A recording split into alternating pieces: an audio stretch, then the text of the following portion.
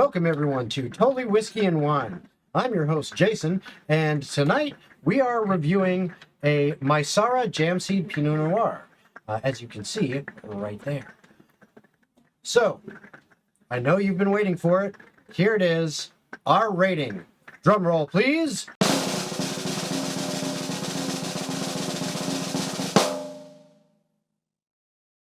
$71. So, how did we get this rating of 71? Well, we broke it down in 4 categories: the nose, the mouthfeel, the flavor, and the finish. So we're going to start with what we give it on the nose. So we rate each category individually, 1 to 25, add those up, and then add our scores together and average everything out to get a total of 1 to 100 score. So we got the 71. On the nose, I gave it a 15. So basically, for me, it was, I've had, some wines that were better, but I've also had some that were worse. It was kind of in the middle of the road for me. Maybe a little better than normal. It had a good smell to it, I thought. I enjoyed the smell. I couldn't really pinpoint what exactly it was. I'm not there at that point yet, but that's where I came from. James, what about you? Yeah, this is a red wine. For me, I have a little bit of experience with red wine. I find this comes in a strong, traditional kind of a great flavor from the other red wines I've had, and that was for me an 18. Ooh. So very good. And Zach, what about you? So I'm gonna be the odd man out here. Okay. I gave this a nose of 21 with notes of vanilla, oak, blackberry, cherry, pine needle, and strawberry. You could have also substituted pine needle for hay, the weird musty note that you get on the front of the nose there. That's pretty indicative of Oregon Pinot Noir, so I was fairly pleased with how this came out. Not that it's part of the nose, but when you go through an aeration, get the color of the wine in here, it opens it up quite a little bit, so you end up getting some notes of fig in there as well to get the darker, more acidic notes that are tied to this wine. But yeah, 21, very indicative of what Oregon's doing. Okay, good. So our next category that we rated on was mouthfeel. Ooh. Again, I'm going to be kind of boring on this episode because I gave this one a 15 as well. Once again, I enjoyed the mouthfeel, but I have had wines that I kind of like dry, and this was not. It was dry, but it wasn't as dry as what I typically like. So, it was good, just not the best for me. So I put it kind of middle of the road there, 15. Yeah, I line up with that probably pretty much the same. It's better than an average. It's definitely above average, I think, for wines. Coming across your mouth, it's smooth, even. It doesn't leave me feeling stingy anywhere. Yeah. It's pretty easy to drink. It lines up similar with the way the nose is on it. It's kind of what I expected. Didn't go any crazy tangent. So yeah, that's what I thought of it. I gave it a 16. Oh, nice. And our professional Zach. So not to sound like a broken record, but I gave it a 21 on the rating. The reason for this, very typical of Pinot Noir, this is a very feminine style grape, so very smooth, supple, sexy, light on the tongue, a little playful.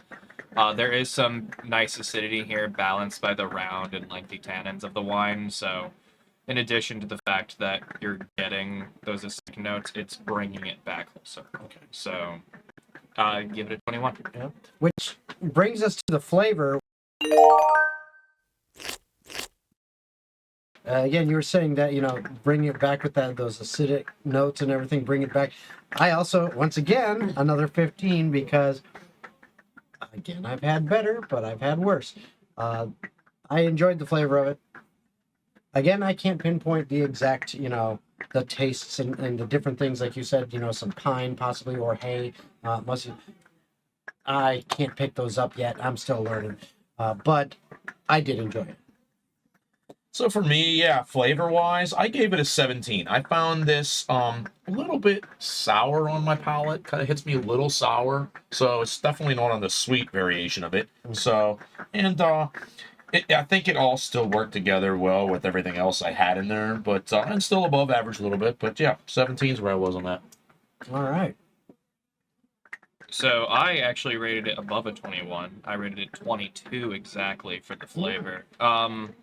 Yeah, no, this is something that I would absolutely pair with poultry. This is a stronger version of Pinot Noir, so I want something a little bit heavier than turkey. But regardless, it's no lower tier wine for sure. This is very good Pinot. All right.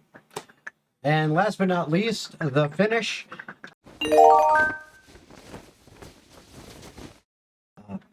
Once again, a 15 from me.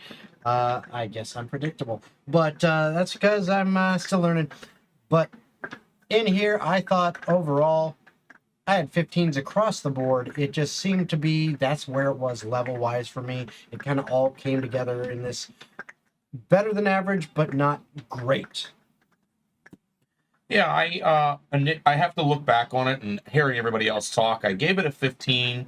I think it's better than average. I just came off the backside of it is if I had a bottle and I was enjoying it, it wouldn't go right onto the top of my list to go buy another bottle of the same thing. Ooh, I gotta have another. Yeah. So giving it a 15. It's finish wise, how's the drink come together? It's everything is there that it's supposed to be. Yeah. How did it all work together? It worked okay. Yeah. There wasn't anything that was super fantastic about it, but yeah. All right. Well, not to totally disagree with the two of you. So I thought this wine was absolutely exceptional. The only complaint that I can find is I wanted the tannins to last a little bit longer. I also prefer more dry style wines. I just wanted it to live a little bit longer on the palate. It's a little short for my liking. That's why I didn't get a perfect score in anything. But overall, the wine is, quite frankly, textbook baby Burgundy, and I'm all for it. All right. Excellent. Well, that is our ratings of it. Is there any other comments or anything? And Zach, do you have any other things you want to tell us about this wine? Like, what kind of price point are we looking at here for a bottle of this? Well, before I go into price point, there's one thing I'd like to address. Our individual total scores. Oh, yes. So I'll go first since I brought it up. Yes. Overall, I rated this wine an 86. Very above average wine. I'm not going to say that it's totally exceptional, although it exceeds expectations in certain categories. I think that if you find this on your local wine rack, you would be very happy to purchase this. All right. Yeah, I gave it 66. So that was I added up to 66. And again, I got way less. I'm coming from a guy who's had 25, 35 bottles of wine. Yeah. And I never even thought nearly as hard as we are about this and giving each thing a number. And if Yeah. I revisit them, maybe my opinion would change a little bit of this one. Absolutely. So furthering my palate will help this, justify the number I gave. So. And I agree. I think that I'm in the same boat as far as that's concerned. I gave it overall 60, 15 across the board for each four, so there's 60. But for me, it's a little more black and white. It's good or it's not good. So it's kind of, for me, it's falling on the end of it's good, just not not great. But depending on the price point, I would not be disappointed buying it. Yeah, I could see pairing this with a nice meal, family meal, or something like that, and wanting to go for this. If I had in mind something specific, then Oh, this absolutely. would probably be something I Yeah, might like go if you had to. a leaner cut of steak or like some veal, this is something that isn't going to steal the show from that prime game meat. You're making me hungry now. I've been hungry for hours, so I'm All all right. for it. We're gonna have to bust out the smoker. Yeah, we are. All right. Just to give a little bit of context to this wine, so this is from the McKinnonville AVA. So those of you unfamiliar, in Oregon, basically in the United States, there's a system called an AVA, and essentially it's just the wine regions you would find across the world. But this breaks down specific regions in Oregon. This is the westernmost AVA there is. Okay. It is only 12 miles removed from the coast, so think of your coastal town where you can drive out to the beach in 20 minutes. That's what this wine is from the vineyard. But due to its location, it's far enough south where it's not getting direct mountain influence, and it's far enough from the coast where it's not getting super coastal influence.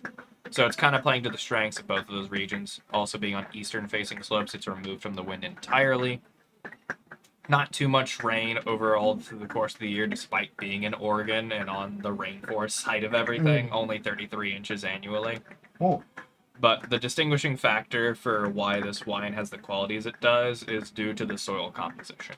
Primarily, marine sediment and basalt is what's going to make up the soil, so rocky, loamy type soil. so how does that what does that do to the flavors? Does that add So- more of that some of the flavors you mentioned? It's going to indirectly influence the flavors, but the biggest thing is how the grapevines are going to grow and interact with the soil. Okay. Because grapevines can go down 20, 30 feet if they really have to, if they're really trying to take root in things. Mhm. So what you're going to end up finding is the lower you go in Oregon, typically the harder the soil gets to where it's essentially red rock due to Okay. its recent volcanic activity, Wow. geographically speaking, Mm. not human timeline-wise. And then other things of notable features in the wine. So totally biodynamic, so sustainable practices. I mean, it's a screw top style wine, so you don't need a wine key. 12 months in neutral French oak, so not too heavily oaked for those of you who want to avoid oaking and high sulfite counts. There's going to be sulfites in the wine, you can't avoid it, but it's going to be lower in that regard. And then when you're looking at it, it's a sub $40 Oregon Pinot Noir that doesn't have the name Willamette. If it did, it'd probably be $20 more. This is an exceptional wine for the price. I Yeah. highly recommend if you see it on the wine shelf, pick it up. Yeah, I would say for that price point, like I said, I would not be disappointed with getting it. I don't think anybody will find it unpalatable. Oh no. It's very approachable. It's got reasonable flavor to it. You're not Would gonna you just feel like you're just. call it beginner friendly then? Yes, I would. Yeah, I would. I think it's. I don't think it's hard to get into. I think it's maybe hard to appreciate without Yeah, myself I- having a wider exposure. Yeah, to I Pinot, couldn't taste but- the different flavors that you were mentioning.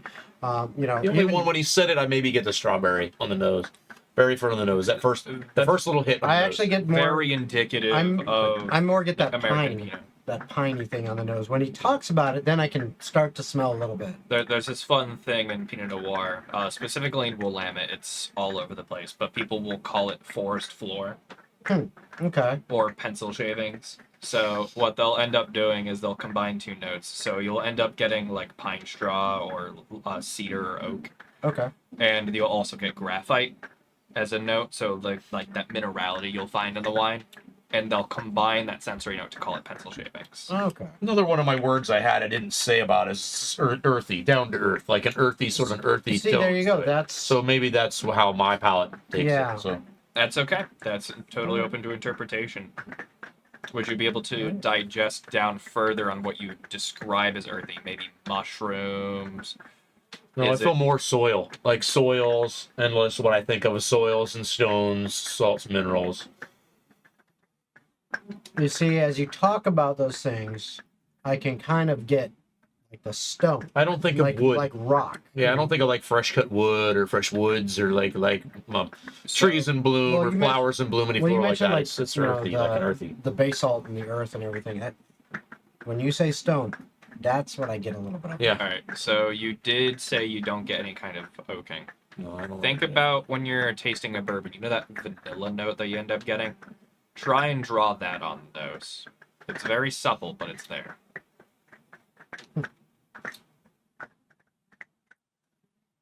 Maybe barrel. Just Okay. like barrel. I don't know if I call it oaky, but like a barrel. Just when you think, just think of a barrel Yeah. without anything in it. Maybe. Yeah. If I've come across like a wooden barrel without See? the I'm learning stuff tonight, and I love it. that one, I have to look for harder. But I do. It tickles my nose like strawberry. Okay. Like strawberry seeds when you're thinking about like our dehydrated strawberry, that smell off dehydrated strawberries. If you open up on a fresh cut strawberry or picking strawberries like a dehydrated strawberry, that Just a nose very comes off there. concentrated. That berry, yeah, that's probably what I get right on the front of my nose for me. Smell memory. All right. Thanks. Well, that is our review of Maysara. Right? Maysara? That's close enough. I'll take it. That is a review of Maysara Jamsheed Pinot Noir. I hope you guys enjoyed it. It seems like it is a good beginner wine, good way to entry level and get into it. Just a reminder that the opinions of all of us here on the show are just that, our opinions. Your opinions and your palate may be completely different, so trust your nose and enjoy your drinks in the future. We'll see you next time. Cheers. Cheers.